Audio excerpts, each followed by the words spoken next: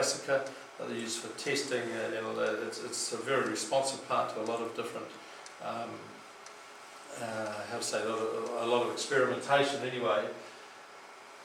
And it was there themselves trying to do the right thing. And by the way, they closed that other one down. She was over. Plant Food said that it's fine, it's gone, and we won't do the 11 onion trial either, which was great. 2 for 1, which was quite nice. This one here, when they found some Arabidopsis outside, I don't think those arrows are right that Claire's put on there, but they found some around there, around outside a hothouse in a different place, and there was a big investigation. They found just whole lots of possibilities where the seed got out. So that one's been stopped, and I think they've built themselves a new GE laboratory hothouse up at Auckland. Of course, since then we've had the one with the fungus. We haven't got the report. We've just asked, sent questions to the minister. Either went on Friday or going first thing Monday, asking where that report's got to. And that's, Bob can talk about that. That's an Australian situation. This is out, I think, Seaview down in Canterbury. We grow canola, but Bob can talk about canola. I'm taking a lot longer than normal already. Coexistence will not work. You've got pollen. Bob will talk about flooding. You've got animals, wind, horizontal gene transfer, where genetic material can move from one organism to another, either through microbials and things in the soil, or obviously pollen is in a way that too. And then there's economic effects, and Bob will talk to that. Just pop back to the Whakamaru site up in the Waikato. This is where they had the thousands of sheep. They had big sheds. This doesn't really give you full indication. It's very likely. It's a strange place to go to. It's just lots and lots of different buildings and things. If you think it's a bit sinister around GE, that place gives you a little bit of a tweak, because you know that all these people are doing whatever, and it was on animals, so it gives you another feel. It's quite a big area of pasture in that, and it's since been farmed normally. There's a big dig out area, and there's pipes coming into it from the shed, so all the effluent that's in the shed, that's just rotten hay, but they had big areas where the animals were housed indoors, and the drains off the side all just went into that big pit. But I think the ashes went there after they cremated the 3,000 odd sheep as well. But our samples didn't get analysed in the end due to another calamity, but we probably need to get some samples from there. Were the sheep housed when they're doing the trials, or out in the open fields? Were the sheep housed or out in the open fields? They were certainly housed, and I don't know how much they had. There's open area as well, and how much happened there. I think the goats, by the way, that are now at Ruakura, I think they were housed there at a later date, because we could see from another time we visited, but didn't go in. You could see out of our photos, when we looked at our photos later, we could see these tops of goats in behind the sheds and some open stuff, but they were genetically engineered there. They were just the pure flock. Possibly both. I think both, but they were certainly housed at times, because they'd housed them for the embryos in them and different things they might have been doing. But it was pretty big, and then it went bust. This is at Ruakura, at Hamilton. Ag Researchers, GE cows, some of them in the background. Those goats there in the front, that was before they had permission for goats, I think. And that was the manager's own goats. There shouldn't have been any animals in there. They're certainly not allowed to go back out of the property. Sometimes they have regular animals too, just to keep company for the others. Different things that they're trying to form in them. The bottom one, Ubi Tux, there's zero there at that time, but there was Ubi came along later. When Claire and I got to be shown around the place, there was a calf, and they called him Ubi for a nickname, and he was one to produce Urbitux, this drug that's formed on a vat already. So what are those things, what uses do they, do you have any idea what they're used for in medicinally? I'm not sure on all of them. Anybody else? I mean, KCG's are a range of things. I really don't know. I wouldn't be speaking accurately. No. I know the follicle stimulating hormone one, and I'll talk about that in a minute, caused problems. There was 2 alive then, but yeah, well, I can talk about it now. 2 had died because I think it was the ovaries, had expanded so much the blood vessels around them that would naturally be there ruptured, and they died from ruptured blood vessels. And then they put another one down, and yeah, until there was one. I don't know what's happened with that last one. But Irby, there was just one calf. One problem they have, very few of the pregnancies get through to full term. Very, very few. And with Irby, I don't know how many they've gone for, but they had one.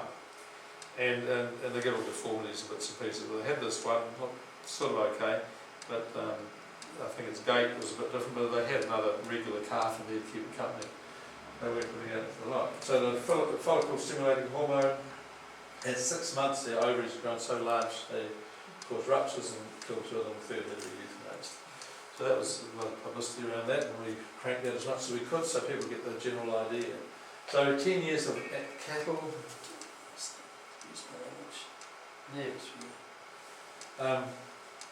Overall, less than 4% live births from the embryo transfers, like less than 4 out of 100 successful. The goats that they've got there now, when we did the thing there, they were still fluffing around down at the low levels, and they're feeling pretty cocky now. They're up to 15%. You know, they feel real good about it. 15%, you imagine it. There's just all sorts of things. I hope this is going to go. I'll just move on because there's just all sorts. Yeah. Okay.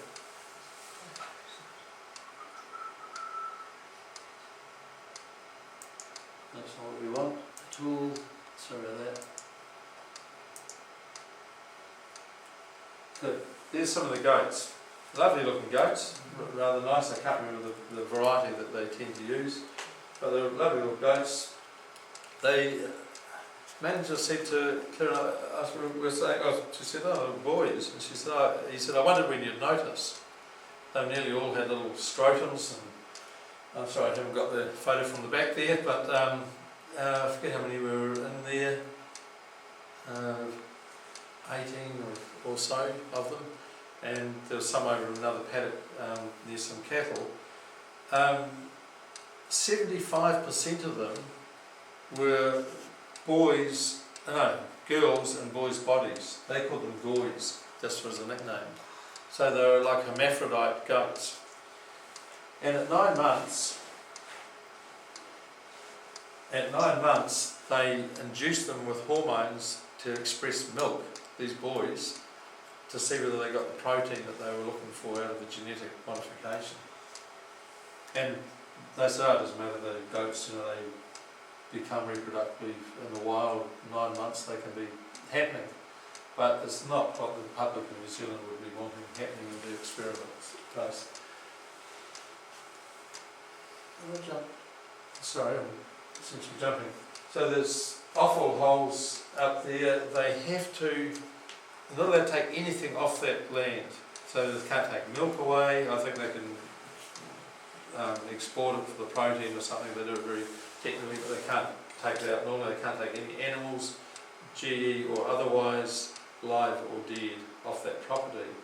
So they bury it in offal holes. They're 7 metres deep. It's pretty deep. Deeper than this, and big round holes. They put the concrete sleeve just at the top so it's not crumbling in while they're filling it. And that was 2010. There's been well over 30 holes there now. There's plenty of animals there. Up on a hill, and that's up there where it says offal pits. The milk waste gets sprayed on the paddocks. There's the excrement, and that we're saying, and it rains. It's a hang of a lot wetter up there at the moment as it is down here. And I've got plenty of footage from walking around there. There's the water ultimately drains either down into aquifers or down in the drain, and it goes off under Hamilton City into the Waikato River. Horizontal gene transfer. Is there anything from the vectors they use to do the antibiotic resistant stuff and all of that different material they use, is any of it getting into the microbes? And we'll talk about that. You know Professor Jack Heiner from Canterbury University, he pops up every now and then in the news. Well, these people had to do reports, annual reports, so we got the annual reports. And GE Free New Zealand got Jack to go through them and do a report on the reports to see what they were doing in terms of their looking at their controls. There's a lot of writing there, I don't expect you to read it all, I'll just talk about it generally. But there's reports available on the Journal of Organic Systems website. We published it there, I'm pretty sure, first. There's been another thing published here just last week, which was really interesting. So there's the diagrammatic version of the I'll pop up here. So these are 7 metres deep. They're not allowed to fill them more than 2 metres. So there's a good gap between the offal, whatever the rubbish they're putting down, the embryos, the slips from the aborted fetuses, all of that goes into these holes. And then over time it rots down and they keep topping it up with topsoil at that point. Because horizontal gene transfer, that's the movement of, this is brand new cells, never happened in the world, never existed until they fiddled them. And that's going down into there. So we're worried about it going out into microorganisms, that is the risk. They could come up with something that's horrific for humans, but horrific for the environment. They say no, little risk, little risk. Same sort of scientists, by the way, as those other guys, all mates. And why wouldn't they be in a small country? But, so Irma said, because of the nature of the risks, I don't know if it says it there, it doesn't, unfortunately, on another, yeah. But elsewhere it says it in his report, points out the parts where they said, you know, the real risk, they reckon it's a remote risk, but the risk is so bad, you must look for horizontal gene transfer. And so they did in the first year. Went right down deep, I forget what the depth was, read it from there, it looks, yeah, it's well down. They took samples and they found some irregularities, but they said there was nothing of consequence. We're a bit different, but you know, you couldn't make anything of it. So what do they do next year? Sure as hell weren't going to get any irregularities, they tested up there. Those black dots are where they tested in subsequent years. And as Jack said, they might as well have been doing it 1 million miles away. They didn't do any replicated stuff in other land that wasn't, you know, that they could have done in Waikato land, very similar, all of that. They did no comparisons. They dodged it. They kept doing it and doing the reports, and no one was really catching on properly about it. And that's what you do sometimes. You look at stuff that's not your area of expertise and you can look right past it.